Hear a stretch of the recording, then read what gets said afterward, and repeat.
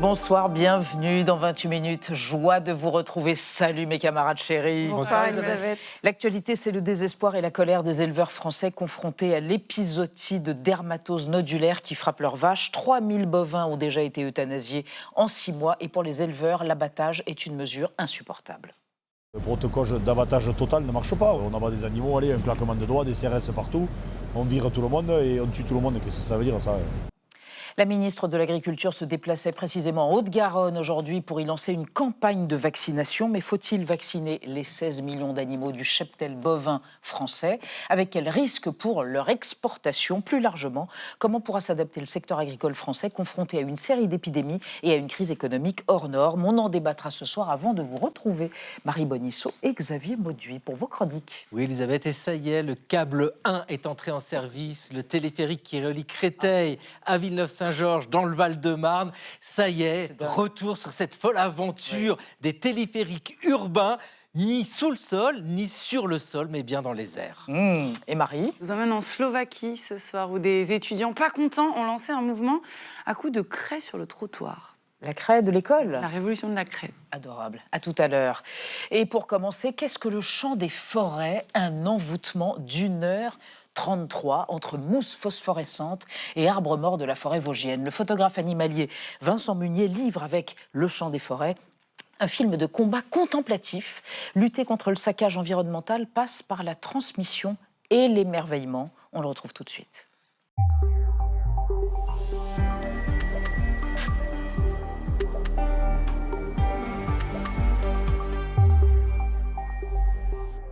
Mais quelle joie de commencer la semaine avec Vincent Munier. Bonsoir Vincent Munier. Je vous présente Anna Ndiaye et Benjamin Sportouche. Nous vous recevons à l'occasion de la sortie mercredi sur tous les écrans de France et de Navarre de votre merveilleux film, Un envoûtement total, Le chant des forêts. Quand on entend Chant des forêts, on entend Le chant du monde de Jean Giono.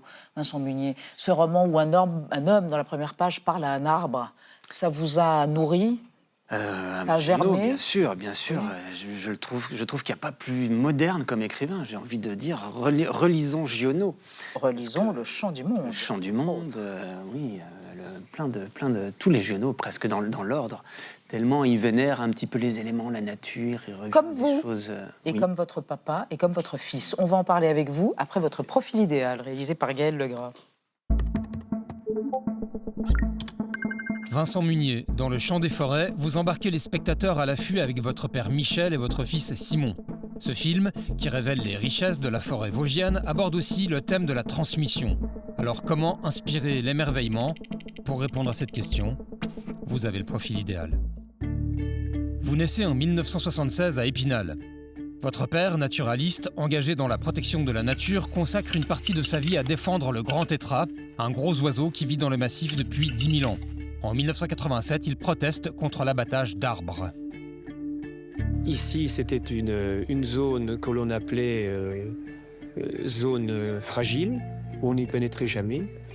Et le tétras venait se remiser sur cette zone. Enfant, vous accompagnez votre père lors de ses affûts. À l'âge de 12 ans, vous avez une révélation en photographiant un chevreuil. Dès lors, vous passez des jours et des nuits dehors. Photographe animalier, vous exposez vos premiers clichés très jeune. Comme l'animal est dans son biotope, c'est-à-dire un peu loin, il faut avoir une super lumière. Vous parcourez les crêtes vosgiennes à la recherche des chamois. Vous vous prenez de passion pour les grues, pour les cerfs, les renards, les lynx, les maisons jupées ou encore pour les loups blancs. En 2013, seul, sur l'île d'Ellesmer, en Arctique, vous en rencontrez 9.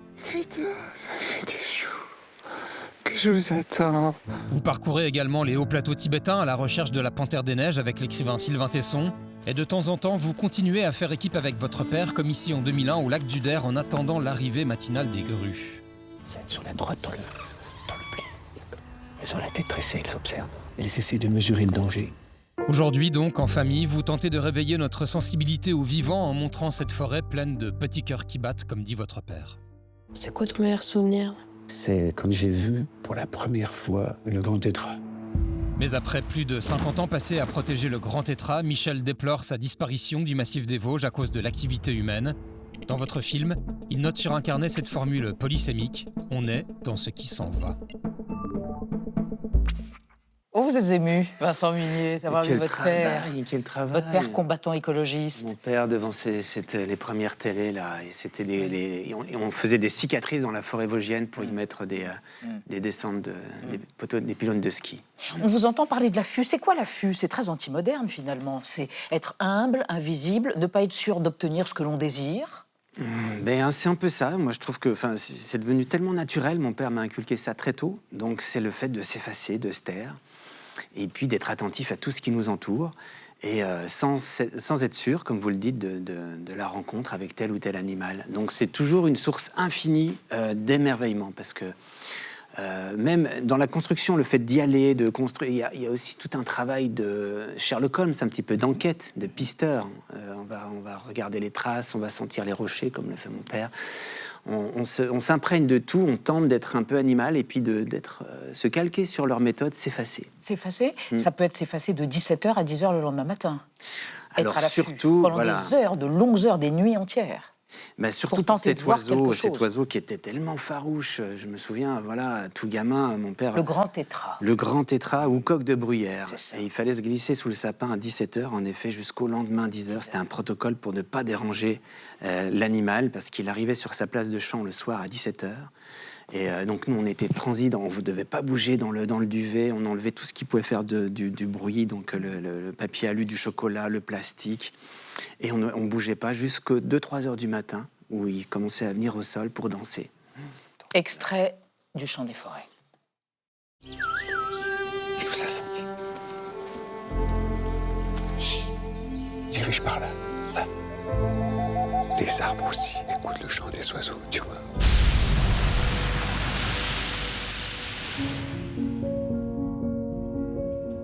Le monde sauvage, c'est un monde invisible, mais qui laisse des traces. Ça bouge dans le fond.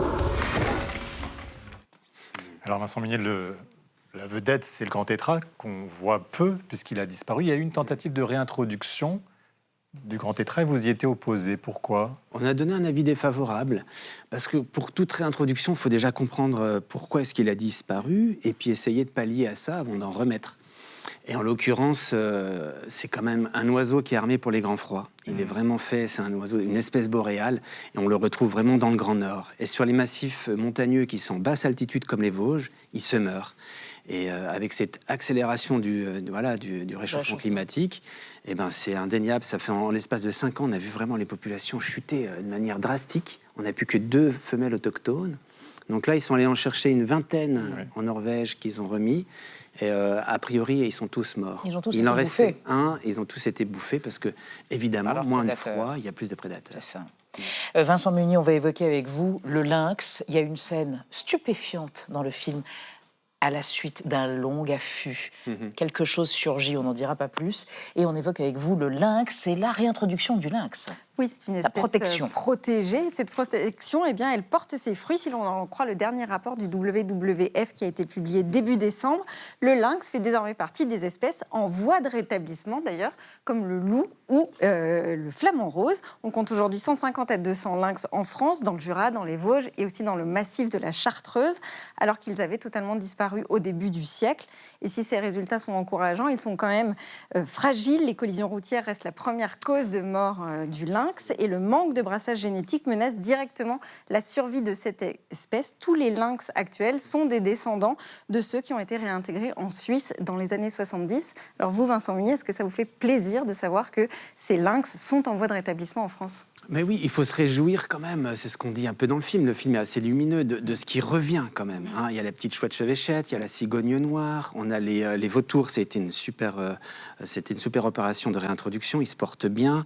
Le pigargue à queue blanche aussi, et le lynx aussi. Alors le lynx, il a l'habitat, il a les proies, il y a beaucoup de chevreuils, beaucoup de chamois. Par contre, il y a un peu de pédagogie à faire. On fait face à du braconnage un petit peu, ça c'est un peu violent, surtout côté vosgien. Et côté vosgien, il faut l'aider.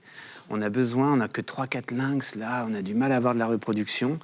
Celui-ci, Arcos, on l'avait nommé Arcos. En plus, je l'ai vu une dizaine de fois. Et là, on n'a plus de nouvelles de lui. Donc là, ça fait un moment que sur nos pièges photos, on n'en a plus. Donc on a besoin même de faire des passages à faune parce qu'il y a des autoroutes qui nous barrent un peu le passage de les populations du sud, dans le Jura, pour venir chez nous. Donc des passages à faune, et de temps en temps, pourquoi pas en remettre aussi. Une réintroduction. Parce qu'entre nous, l'ONF a des plans de tir qui sont assez costauds. Les chasseurs ont du mal à faire leur plan de chasse, donc il n'y a pas meilleur prédateur que nos prédateurs naturels, qu'on se le dise, quoi. Que ce soit ours, loup ou lynx. Vincent Munier, vous êtes lumineux comme votre film, et en même temps, vous avez dit dans une interview récemment, je suis dans une période compliquée parce que je vois tout partir. On vous sent solastalgique, pour reprendre cette expression forgée il y a quelques années, quand on voit des lieux qu'on a connus et aimés qui sont dévastés, des plaines desséchées. Oui. Que faire? Vous dites, je suis trop fragile pour m'engager dans la lutte écologiste, alors je fais des films pour émerveiller. Je pense que là, c'est quand même un film sous son couvert un peu poétique, qui est un peu militant. Donc c'est ma manière de faire bouger les choses. Et alors certes, oui, on est vraiment très, très affecté à l'intérieur de nous parce qu'on voit que tout disparaît. Oui, et puis des choses, autant il y a des choses qui apparaissent, mais il y a des choses qui sont plus discrètes, que ce soit les insectes, donc du coup les passereaux, les hirondelles, ça chute, les alouettes, on n'en voit quasiment plus, les pygriaches écorcheurs aussi. Donc dans ma campagne, vraiment, là, ça a morflé. Donc moi, je suis un réfugié naturaliste, on va dire, parce que je suis allé plus en montagne, là où finalement le relief empêche d'être dans une agriculture intensive. Mais cependant, ce qui est assez génial, c'est qu'il y a quand même possibilité de faire revenir la vie là où on l'a enlevé, dans nos plaines, dans nos campagnes, et de revenir à des choses d'être un peu plus raisonnables et de ramener plus de résistance, de diversité. Et ça va nous aider pour ce qui nous attend au niveau des virus, au niveau des tempêtes, au niveau des sécheresses. Et non, mais c'est vrai. Donc, et puis, sans parler bien sûr de l'aspect de la beauté, parce que la beauté du chant des oiseaux, le printemps. Et vous dites même qu'il faut emmener les grands décisionnaires dans la nature sauvage, c'est-à-dire il faut que nos ministres fassent des stages nature pour savoir exactement ce qu'ils doivent faire pour la protéger. À John Muir qui avait amené l'homme qui avait emmené Roosevelt dans la nature pendant 3-4 jours à l'origine des parcs nationaux américains. Exactement, ça a donné au Yosemite. Et pourquoi pas, oui, il y a besoin quand même de revenir à des choses beaucoup plus ancrées et plus raisonnables. On le voit. Et regardez avec le grand tétra qu'on réintroduit, c'est beaucoup de technocrates qui sont dans les bureaux, ça manque de terrain. Vraiment. Donc pourquoi pas, ça peut être une solution d'amener en bivouac ou sous tente des gens qui ont... De les encabaner, comme dirait Thoreau. De les encabaner, comme dirait... Dites Vincent Munier, la résurrection est une notion botanique. J'ai lu ça récemment dans un bouquin d'un écrivain bulgare qui évoquait la mort de son père. Ça vous semble pertinent, la résurrection comme notion botanique? Quand on voit votre père, qui est âgé, devant cette forêt spécifique pleine de mousse dans les Vosges, montrer ces arbres morts et dire « tout vit, tout meurt et tout renaît ». Ah oui, moi je trouve ça tellement fort. Il y a quand même une image assez puissante avec ces vieux squelettes moussus sur lesquels vient pousser des petits sapins, quoi. Ils plongent leurs racines dans leur ancêtre pour grandir. Donc il y a une image qui est forte et je trouve que c'est important, même pour se préparer à la mort. La mort, quand on connaît bien dans la nature, la mort amène la vie, c'est évident, même nous. Et ça, on a du mal à faire face à ça. Qu'est-ce qui se passe en ce moment dans la forêt des Vosges, la saison des amours des renards en décembre? Alors en ce moment, on a des brumes, des mers de nuages qui sont extraordinaires et une petite chouette chevêchette qui commence ses chants d'automne et chants d'hiver. Et là, le lynx va commencer à être plus actif également. Ah, merci Vincent Munier. Il y a un livre qui accompagne, comme un diptyque fabuleux, ce film. Le voilà, Le Chant des forêts, le livre. Et le film, c'est mercredi après-demain, dans des centaines, sur des centaines d'écrans dans les salles françaises. Merci d'être venu. Merci beaucoup. Nous éclairer, littéralement nous éclairer. Merci encore. On passe à notre débat sur justement la colère et la détresse des éleveurs de bovins français qui sont confrontés à une épizootie, la dermatose nodulaire, et aux abattages des bêtes contaminées ordonnées par le droit européen. La vaccination de tous les bovins est-elle la solution ou va-t-elle aggraver la situation déjà dramatique de l'agriculture française à l'export? La prévention des risques a-t-elle été complètement sous-estimée? On en débat après la mise au point de Sandrine Le Calvez.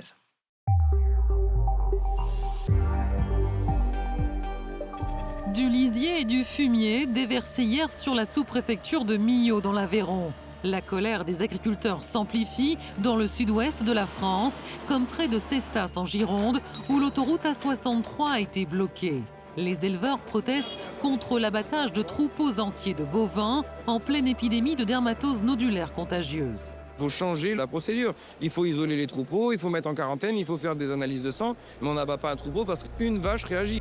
La dermatose nodulaire contagieuse, non transmissible à l'humain, se caractérise par l'apparition de nodules et de fièvre. Transmise par des piqûres d'insectes, la DNC est apparue en Savoie en juin. Elle s'est depuis développée dans le sud-ouest. Vendredi dernier, dans l'Ariège, plus de 200 vaches ont été abattues, malgré la mobilisation de manifestants sur place et des heurts avec les forces de l'ordre qui ont marqué les esprits. J'ai jamais senti autant de désespoir, de douleur et de colère chez les éleveurs. S'il y a 6 mois, dès que la maladie est arrivée en France, on avait vacciné les troupeaux, on aurait protégé nos troupeaux et on n'en serait pas là aujourd'hui.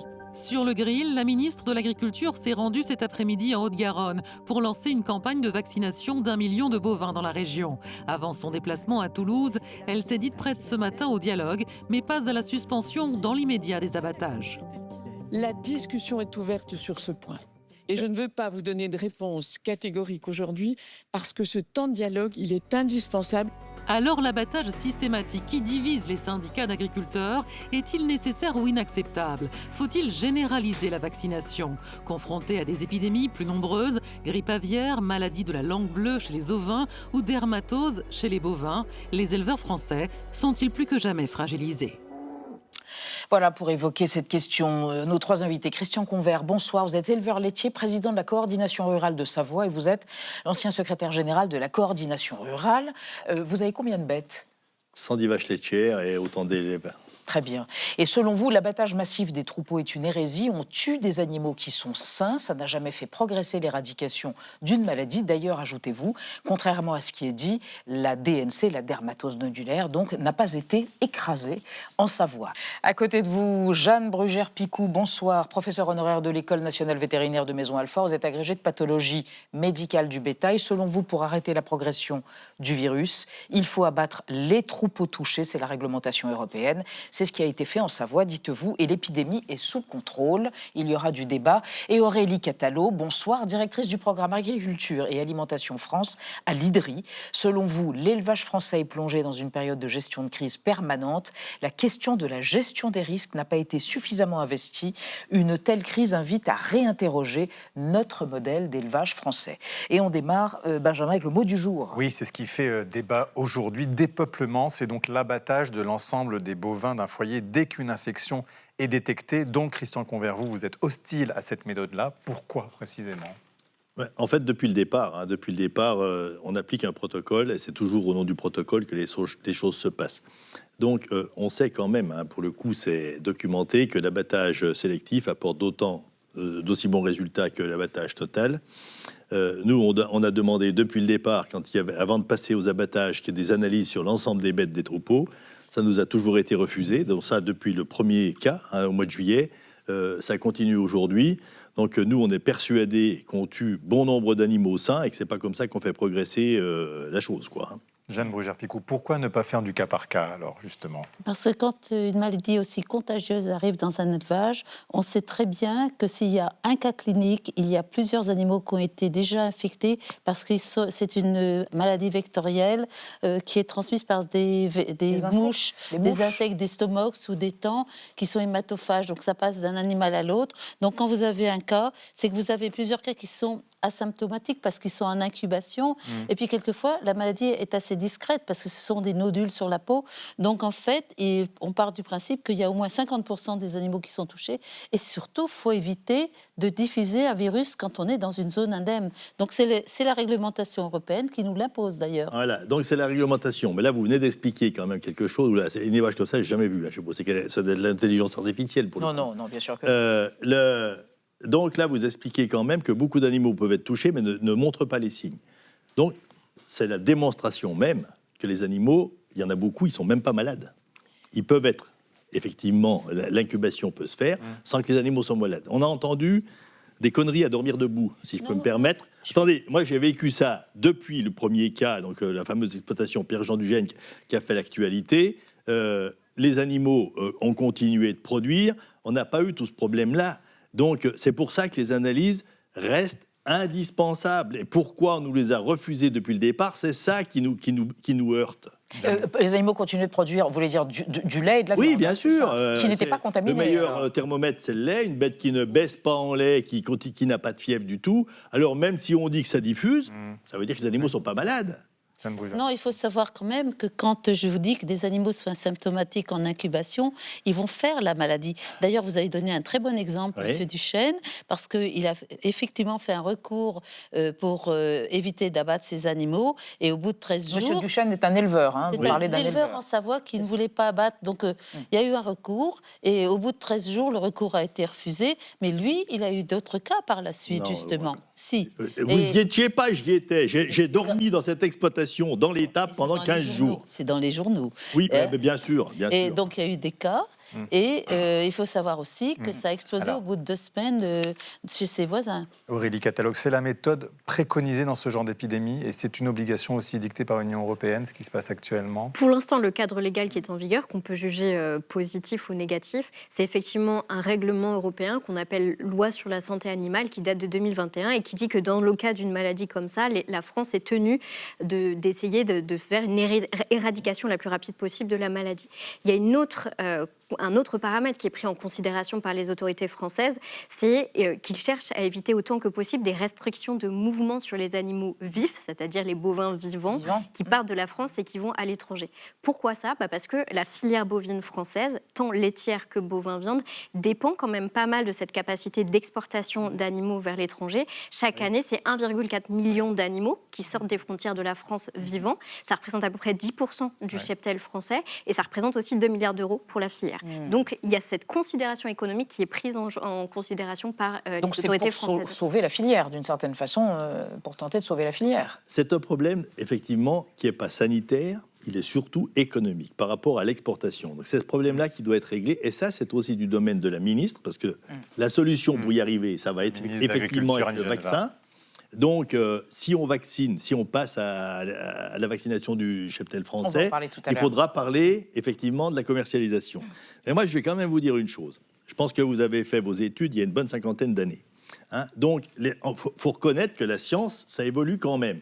Et aujourd'hui, je pense qu'il y a aussi une intelligence qui est presque supérieure à la nôtre. C'est l'intelligence artificielle. Vous tapez sur...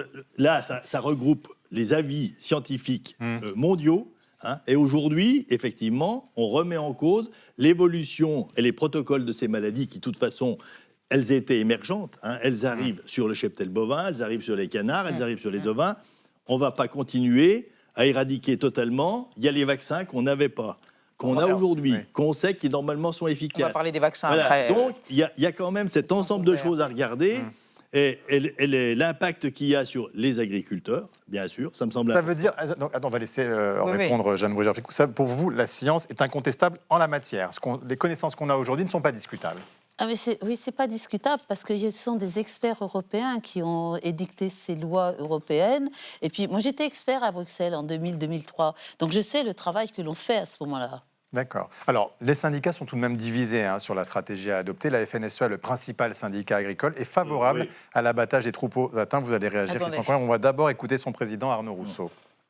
Si la maladie n'est plus sous contrôle parce que des animaux se déplacent et infectent d'autres régions, d'autres départements, nous serons mis sous cloche par l'Europe, considérant que nous ne sommes plus une zone indemne de cette maladie et que du coup, il faut nous isoler, ce qui conduirait à cesser toute exportation, évidemment de viande bovine, mais aussi tout mouvement d'un certain nombre de fromages. Aurélie Catalogue, comment on explique cette divergence syndicale sur cette question ? Mais je pense qu'il y a une différence de savoir si on cherche à gérer la crise et répondre uniquement à la crise ou si on cherche à résoudre le problème des risques de manière générale. Face à la crise, la solution... La crise donc de cette maladie-là, la dermatose nodulaire. La réponse qui est pour l'instant préconisée de l'abattage total des troupeaux concernés, c'est la réponse la plus, entre guillemets, facile, même si ça n'est pas du tout une solution facile à accepter ou à mettre en place sur le terrain. Et d'ailleurs, à cet égard, l'État prend en charge, dit qu'il va prendre en charge les conséquences économiques, mais l'État, pour l'instant, n'a pas fait d'annonce sur un accompagnement psychosocial des éleveurs qui sont touchés, alors qu'il se joue quand même des drames humains. Donc ça, c'est peut-être un point qui pourrait être mis sur la table. Mais par ailleurs, se pose aussi la question on sait que des épizooties, on va en avoir de plus en plus. On sait qu'on est dans des filières d'élevage qui, quand même, sont largement européanisées, pour ne pas dire mondialisées. Donc les maladies, elles bougent. Dans un contexte de changement climatique, les maladies, elles arrivent aussi plus vite, elles peuvent rester plus longtemps, etc. Donc il faut absolument qu'on remettre à plat de manière plus profonde notre capacité à prévenir, anticiper les risques. Christian Convert, comment vous expliquez cette position de votre collègue, si je puis dire? Il y a un point où je suis d'accord avec lui, c'est par rapport au mouvement. Quand on a un cas, il faut que les mouvements, il faut les figer. C'est exactement ce que demande la coordination rurale et la Confédération paysanne. Alors quand vous dites que c'est le premier syndicat, je suis désolé, mais aujourd'hui, ils font 46% et on fait bien plus qu'eux avec la Confédération paysanne. Donc la représentation des agriculteurs, c'est largement nous aussi. Donc ce qu'il dit, je suis d'accord, sur l'histoire des mouvements. Ce qu'on demande, c'est la mise sous cloche des foyers, des exploitations, justement pour analyser. C'est exactement ça qu'on demande. Avant de mettre la France sous cloche, il faut déjà mettre les endroits où il y a le problème sous cloche et étudier ce qui se passe. On n'a aucun recul, vous vous rendez compte, depuis le mois de juillet, rien. Mais alors, rien. Pourquoi on vous les refuse, ces analyses ?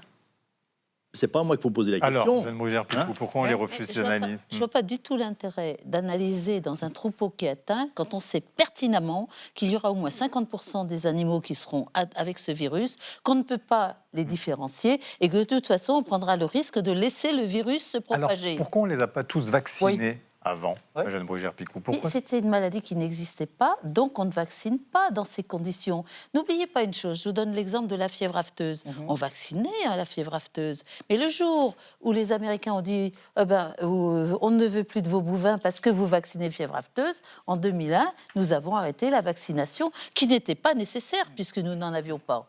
Alors là, il y a un vaccin disponible. Vous réclamez, vous, la coordination rurale et la Confédération paysanne, la vaccination des 16 millions de têtes de bétail. Non, pas forcément. Cette question doit être posée. Pour l'instant, on vaccine uniquement... 1 million de bêtes. Non, oui, mais on vaccine uniquement quand il y a un foyer. Quand il y a un foyer, on vaccine. Donc, on a dit on va tuer le truc dans les Savoies.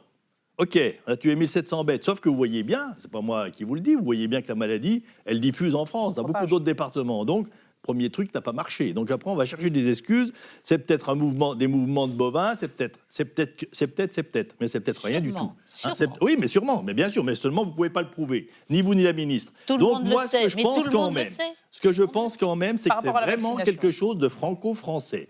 On a les sachants, madame, on a les sachants qui forcément sont plus intelligents que nous. Donc, par contre, le terrain. Vous avez été vétérinaire de terrain en rural? Tout à fait. Eh ben, et j'étais professeur. Alors, je faisais des cliniques ambulantes. C'était mon boulot. Eh ben, c'est très bien. Il y a peut-être longtemps. Parce que je peux vous dire que le terrain... pas si longtemps que ça. Jusqu'à 60 pas forcément. Quand on parle du terrain, le terrain, il faut tenir compte de ça. Mais vous ne répondez pas à la vaccination. Si, mais la vaccination, déjà, ceux qui la demandent, il y a une ceinture aujourd'hui. La ministre, elle a bougé. Puisque jusqu'à maintenant, c'était autour des foyers. Là, elle accepte d'élargir beaucoup plus. Donc, le beaucoup plus, on verra jusqu'où il va. Mais nous, on veut le moyen d'arrêter de tuer la totalité des troupeaux. Alors, Aurélie Catalo, qu'on comprenne bien, si jamais il y a une vaccination de 100% des troupeaux, ça veut dire qu'on ne peut plus exporter cette viande et ces animaux vivants? C'est ça qui se passe? En l'état actuel de la règle européenne. C'est l'Europe qui décide que pendant 14 mois, on ne peut pas exporter un animal, vendre un animal à l'étranger qui a été vacciné? L'application du règlement européen dont je vous parlais tout à l'heure. Et on peut faire des accords bilatéraux. Après voilà, il y a certaines parties prenantes qui nous disent, on sait qu'il y a certains États membres de l'Union européenne, comme par exemple l'Italie, qui sont très dépendants de nos exportations de bovins vifs, donc eux, ils vont être prêts à faire des concessions, on va pouvoir négocier avec eux. Ça, c'est éventuellement à mettre sur la table. Mais ce qu'il faut regarder aussi, c'est quels enseignements nous on peut tirer de cette situation? Pourquoi est-ce que ça nous pose tant de problèmes, cette menace de plus pouvoir exporter nos bovins vifs? C'est parce qu'on a une partie de nos vaches françaises qui produisent des jeunes animaux, mais qui ne produisent pas de la viande. On a ces filières d'export et d'ailleurs on doit réimporter 25% de notre consommation de viande bovine. Donc ce que ça peut interroger, c'est aussi, est-ce qu'en France on ne souhaite pas relocaliser ce qu'on appelle l'engraissement de nos animaux? Parce que ça éviterait peut-être une partie des mouvements qui sont nécessaires. Je ne dis pas que c'est une affaire simple que de relocaliser l'engraissement, mais voilà aussi une manière de se dire on serait d'une part un peu plus souverain, ce qui est aussi dans le débat public en ce moment, et voilà aussi une manière de lutter un tout petit peu contre la propagation de maladies, et par ailleurs éventuellement d'œuvrer au bien-être animal parce qu'on évite du déplacement d'animaux vivants. Là, on peut se rejoindre. Alors, vous êtes d'accord avec ça en tant que médecin vétérinaire, mais on voudrait avoir votre point de vue sur la vaccination quand même. Sur la vaccination, c'est évident que la vaccination d'urgence est nécessaire. Le problème, c'est le virus. Il faut arrêter le virus parce que nous ne l'avions pas. Donc, vous avez un foyer, la première chose à faire, c'est éliminer les animaux infectés, donc c'est le dépeuplement. Ça a été fait. Et ça a marché. Non. Les deux Savoie sont indemnes. Oui. Le Hain est indemne, le Rhône est indemne, parce qu'à partir du 45e jour, après le dernier cas clinique, vous avez, si vous n'avez plus de cas, c'est que ça a marché. Le temps d'incubation, plus... Ah oui, mais en tout cas, ce sont les fêtes. Une chose est sûre, c'est que si vous regardez bien, nous n'avons pas résolu le problème. Par contre, c'est en évolution dans l'Occitanie, puisque nous avons 19 cas dans les Pyrénées-Orientales. Et puis, vous avez vu ces sauts de plus de 100 km. Oui. Ce ne sont pas des stomachs, ce sont des bétaillères. Ce sont pas des bouches. Mais c'est facile de dire ça, mais enfin, vous ne pouvez pas le prouver. Vous racontez n'importe quoi. Je suis désolé. Je sors mon fouet. Vous dites ce ne sont pas c'est des bétaillères, c'est pas des quoi? C'est la personne qui se promène avec la bétaillère. Non, je ne promène pas. Les agriculteurs, c'est le transport d'un animal qui est une véritable bombe à virus, parce qu'on est parti d'un milieu infecté, parce que c'est une maladie très contagieuse, et vous savez bien que ces vecteurs, qui sont des véritables seringues volantes, elles ne feront pas plus de 3 ou 4 kilomètres. Surtout en hiver. Hein. Ah bah, bien sûr, en hiver, c'est encore moins. Alors, on va évoquer avec vous trois d'autres menaces épidémiques, notamment la peste porcine, prochaine épidémie, on en parle avec vous, Anna. Oui, la peste porcine, c'est un virus très résistant, très contagieux, inoffensif pour l'homme, mais fatal pour les sangliers et pour les porcs. Cette maladie, elle se propage elle aussi très rapidement en Europe. Des sangliers sauvages ont été contaminés d'abord en Allemagne, puis en Italie, et c'est maintenant au tour de l'Espagne. 9 sangliers contaminés ont été retrouvés morts en Catalogne, c'était fin novembre. Et l'Espagne, je le rappelle, est le 3e producteur mondial de viande porcine. Elle a donc sorti les grands moyens pour éviter toute propagation du virus. L'armée a été déployée pour désinfecter la zone du parc naturel. Et puis, il y a eu des lâchers de drones pour retrouver rapidement d'autres éventuels cadavres. En France, pour le moment, aucun cas détecté, mais la filière porcine est très inquiète. L'ANSES a rappelé que l'introduction du virus en France serait un danger sanitaire de première catégorie avec des pertes économiques majeures. Et les autorités demandent donc aux éleveurs de respecter les mesures de biosécurité et notamment celle d'installer des clôtures pour éviter le contact entre des porcs d'élevage et des sangliers sauvages. Et d'ailleurs, un éleveur breton de Lanvellec qui ne s'était pas mis en conformité malgré plusieurs mises en demeure a vu les 50 porcs de son élevage en plein air abattus à titre préventif sur décision de la préfecture. Aurélie Catalo, est-ce que ça c'est l'autre épisodie qui nous guette en France ? C'en est une, mais on aurait aussi pu parler de l'influenza aviaire, donc là qui touche la volaille, qui est en cours en ce moment. Et de manière générale, on pourrait faire la liste des maladies animales qui ont touché les différents cheptels français les années précédentes. Ah bah voilà, exactement, l'AMH, la FTO, etc. Il faut juste accepter de considérer qu'on est maintenant dans une période, dans une ère dans laquelle la crise et la maladie animale, c'est la normale. Pourquoi ? À cause de la mondialisation, à cause de... Effectivement, alors... Parce que d'abord, on met quand même beaucoup plus de moyens sur la gestion de crise que sur la prévention, de manière générale sur la gestion des aléas. Et puis parce qu'on a un contexte effectivement de flux de marchandises qui fait que tout entre et tout sort. Et puis aussi parce que le changement climatique, ça dépend des maladies, mais est quand même facteur d'aggravation du potentiel de propagation ou des durées potentielles de maladies. Donc c'est pour ça que je disais tout à l'heure, oui, gérons cette crise, c'est absolument indispensable. Il y a une situation... très très urgente à laquelle on doit répondre. Mais il y a aussi besoin de considérer que maintenant, les aléas climatiques, sanitaires, géopolitiques de marché, c'est la nouvelle norme. Et donc que notre politique agricole dans son ensemble, elle doit être revue à cette aune-là. Et Jeanne Bruguière-Picot, ça veut dire quoi ? Réduire les élevages pour réduire les zones de contact, par exemple, avec la faune sauvage, par exemple, dont on dit qu'elle amène ces maladies ? C'est ça, il faut réduire les ça dépend de la faune sauvage. Regardez, d'abord, la peste porcine africaine. Ce qui m'étonne, c'est que vous ayez dit 700 sangliers en Catalogne. J'en connaissais pas tant. 9. Ah oui, non, 9. Il y en a plus. Il y en a 13. En plus, ce sont des sangliers en zone urbaine ou suburbaine, là où il y a le campus universitaire, parce que c'est vraisemblablement une fuite de laboratoire. Donc, et pour le moment, c'est circonscrit sur 6 km. Il faut espérer que ça n'ira pas plus loin. Mais je peux vous dire que l'armée, effectivement, est intervenue. Mais nous l'avons aussi à nos frontières, avec la Lombardie pour la région Capa et à la frontière Donc la en taille des Allemagne. élevages est en cause ou pas pour vous? Il faut Comment réduire la taille des élevages? Non, ça c'est pas du tout le problème. C'est pas la question. Ce sont les élevages plein air qui risquent le plus à cause du sanglier. Le sanglier, il faut savoir que nous avons en prélèvement plus de 800 000 sangliers, alors qu'on a de moins en moins de chasseurs. Et donc le problème, c'est le sanglier. Il y a trop de sangliers. L'asymétrie On aura peut-être un point d'accord. On aura peut-être un point d'accord. J'ai même proposé qu'on pourrait utiliser la viande de sanglier dans les supermarchés. Mais ça existe déjà, elle est déjà commercialisée. C'est un autre sujet. On a tous les moyens. Mais Christian, c'est un autre. Je reviendrai sur la peste aviaire, que moi j'appelle peste aviaire et non la grippe aviaire. Le problème que nous avons, quand c'est arrivé, n'oubliez pas 2005, c'est arrivé. Et à l'époque, c'était même des oiseaux sauvages, c'était arrivé dans la Dombe. Maintenant, nous avons systématiquement des cas parce que nous avons des oiseaux migrateurs qui nous les apportent. Regardez les grues vers l'élevage du der. Donc on vaccine maintenant des canards depuis 2 ans parce qu'on ne peut pas faire autrement. Christian Convert, non mais pour revenir, quand Aurélie Catalo disait il faut revoir le modèle de l'agriculture française, c'est ce que disent les scientifiques au niveau par rapport au Mercosur, par rapport à l'éventuel traité du Mercosur et par rapport à ce chiffre qu'on a entendu. Pour la première fois depuis 1978, il est possible que la balance commerciale de l'agroalimentaire soit déficitaire. Mais ça vous étonne? Qu'est-ce que ça veut dire pour vous? Non, mais ça veut dire que les politiques qui ont été menées ont conduit à ça, tout simplement. Mais je reviens sur les sangliers, ça c'est facile à régler le problème. Avec les drones, on fait ce qu'on veut aujourd'hui. C'est un problème. On dit qu'il y a trop de sangliers, il faut réguler la population et on va régler le problème. C'est une question de volonté, c'est tout.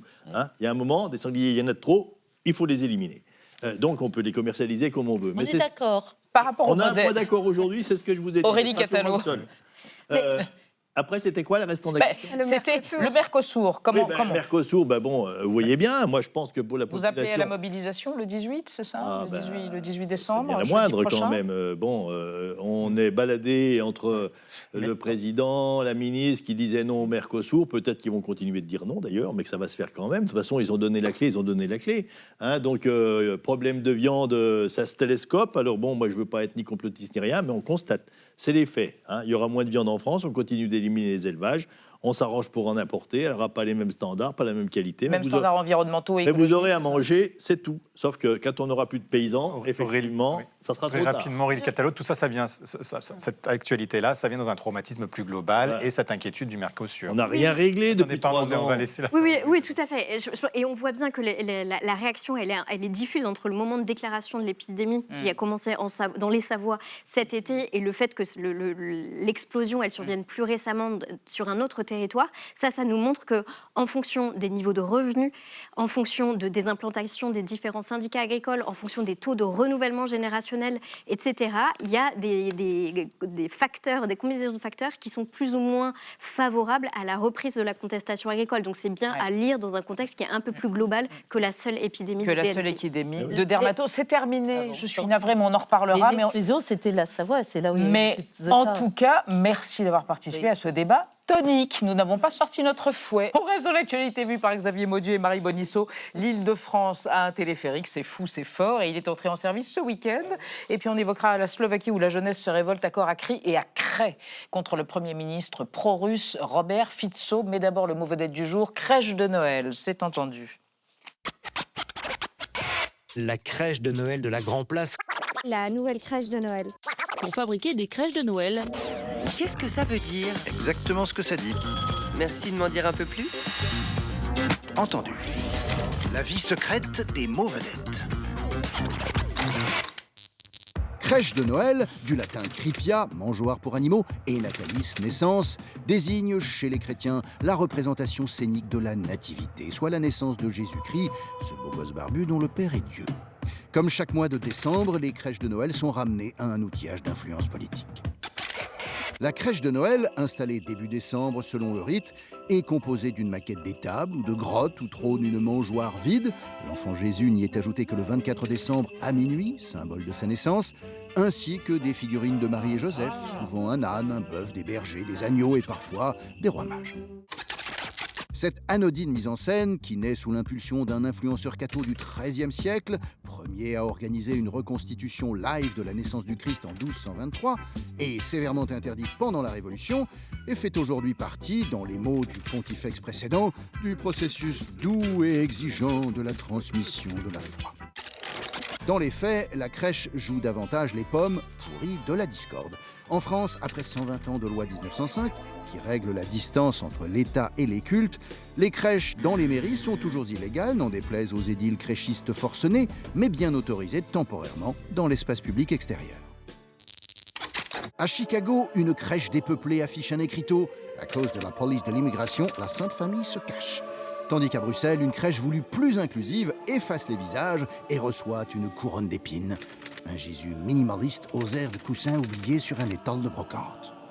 Une question de calvaire à moitié vide ou à moitié plein. Merci, jeune Thibault Nolte, Marie Bonisseau, Xavier Bauduit. Bien heureux de vous retrouver. Alors Xavier, c'est complètement dingue cette histoire, un téléphérique en Ile-de-France. C'est ça. Et pas dans les Vosges. Oh. Alors il s'appelle comment? Quel nom? Le câble C1. Ah, ouais. Le câble 1, il relie Créteil à Villeneuve-Saint-Georges. Il a été inauguré samedi et on s'envoie en l'air avec vous. Allons-y, Elisabeth. Le 29 septembre 1934, un téléphérique avec câble, poulie et cabine en bois est inauguré entre le centre de Grenoble, le centre-ville, et le fort de la Bastille. Ça se trouve en hauteur. C'est le premier téléphérique urbain en France. Alors, vous savez, l'idée d'utiliser une corde entre deux vallées, entre un point bas, un point haut, entre deux points hauts pour faire passer des cabines, c'est une idée ancienne. Sauf que là, ça devient complètement praticable grâce à l'industrialisation et la mise au point de câbles en acier tressé parce que c'est drôlement résistant. Donc, vous avez des téléphériques, bien sûr, ça existe, des téléphériques urbains, beaucoup moins. Il y a des précédents. Vous allez à Rio de Janeiro, au Brésil, et vous avez, pour le pain de sucre, un téléphérique inauguré en 1912, ou au Cap, en Afrique du Sud, la montagne de la Table, là, c'est un téléphérique de 1929, donc ça existe. Tout tient au câble. Le câble. François Mitterrand. C'est ça. Oui, c'est ça, vous êtes câblé. Voilà, mais tout tient au câble. Et c'est important de le dire parce qu'avant le câble aérien, vous avez le téléphérique, le funiculaire, c'est du câble, hein, c'est le même système. Là, on est au sol. Alors, cette idée, dans un premier temps, c'est pour des usages industriels, touristiques. Les chutes du Niagara sont dotées d'un funiculaire très tôt, dès le 19e siècle. Hein. Et puis après, se développe l'idée qu'on peut utiliser ce moyen de transport pour des passagers à l'intérieur d'une ville. On connaît plein d'exemples. Alors, dans le cas français, vous avez à la Croix-Rousse, à Lyon, un funiculaire, 1862. Vous voyez, c'est très tôt. Et puis les célèbres Cable Cars, c'est à San Francisco, c'est 1873. Et dans le cas parisien, se pose la question pour la colline de Montmartre. Et comment on va relier cette colline de Montmartre? Elle est tout en hauteur là-bas. Alors, l'idée, plein de projets. Creuser un énorme puits avec un ascenseur géant. Bon, ça, c'est vite écarté. Vous creusez, c'est loin. Vous avez l'idée d'un téléphérique aérien, donc déjà, ça aussi c'est écarté, c'est le funiculaire, on sait bien qui a gagné. Alors peut-être justement, parce que là, vous voyez, on est près du sol, ça rassure, parce que être dans les airs, ça fait peur. Mais en tout cas, en 1934, au moment où est inauguré ce téléphérique urbain à Grenoble, surgit de nouveau le débat, pourquoi pas un téléphérique à Paris, une voie qui pourrait relier la butte Montmartre à la montagne Sainte-Geneviève. Vous imaginez, entre le Sacré-Cœur et le Panthéon, un câble, des poulies, des cabines. Là aussi, c'est écarté, sans doute parce que c'est impraticable. Enfin, je reste assez pouli. Au carré, les fans au carré de Bauduit, et nous ne sommes que lundi. Marie, un mois après la révolution de la craie, les étudiants en Slovaquie, le pays est toujours très divisé. Qu'est-ce que c'est que cette révolution? C'est le Guardian qui se demandait, qui a pris des nouvelles du jeune Muro. C'est le surnom d'un étudiant slovaque de 19 ans qui a lancé en novembre dernier un mouvement totalement inattendu dans son pays d'Europe centrale, la Slovaquie, qui est gouverné actuellement par une coalition populiste nationaliste. Il y a un Premier ministre qui s'appelle Robert Fico, qui en a son 4e mandat et qui file des sueurs froides à tous les diplomates de l'Union européenne parce que ce qu'il adore, c'est aller serrer la pince de son ami Vladimir Poutine. Il n'en rate pas une pour y aller. La liberté vient de l'Est, aime à dire Fico. La perversion progressiste vient de l'Occident. Voilà, comme ça, vous avez un petit peu le personnage. Le mois dernier, il avait prévu d'aller faire une conférence dans une petite ville du nord de la Slovaquie, Poprad, et ça se passait dans un lycée. Muro, un étudiant du coin qui ne l'aime pas trop, apprend ça. Il écrit assez de Fico et d'autres slogans un petit peu plus énervés, à la craie sur le trottoir. Ça fait mouche. Fico, le Premier ministre, va annuler sa conférence par peur du scandale.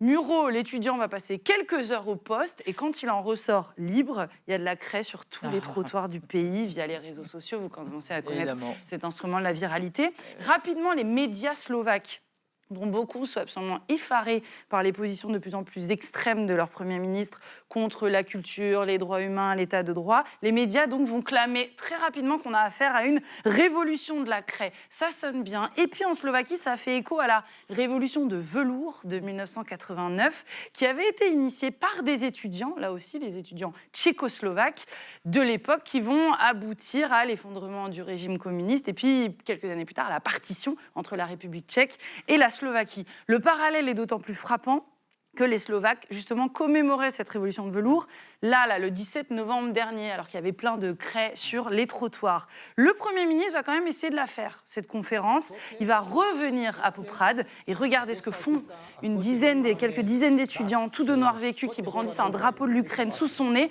Ils vont faire cliqueter des trousseaux de clés. Et ça, c'est ce que faisaient leurs aînés étudiants en 1989. Donc il y a une succession de symboles, des clés, des craies. L'hebdomadaire Tisden slovaque va consacrer les étudiants à la craie comme personnalité de l'année. Il n'empêche que le Guardian a contacté Muro, le héros, il y a quelques jours. Il dit, il n'y a plus de craie sur les trottoirs, il y a de la neige. Quant au gouvernement Fico, au nez à la barbe de l'Union européenne, il vient de dissoudre le bureau de protection des lanceurs d'alerte, qui était un petit peu l'arme anticorruption du pays. Muro ne regrette rien, même pas le harcèlement qu'il a subi suite à son geste. Il y a quand même des membres du gouvernement qui l'ont comparé à un assassin, à quelqu'un qui a essayé d'assassiner le Premier ministre. Pour vous montrer les mots qui ont été échangés, Muro espère quand même que sous la neige, même si la craie n'a pas tenu, il aura planté des graines puisqu'il y a des élections en 2027. Les graines vont germer dans la neige. Merci Marie, merci à tous. À suivre sur l'antenne d'Arte ce soir, Misery, du formidable réalisateur américain Rob Reiner, qui vient d'être retrouvé assassiné chez lui à Los Angeles. Nous nous retrouvons vifs demain à 20h05. Tchuss.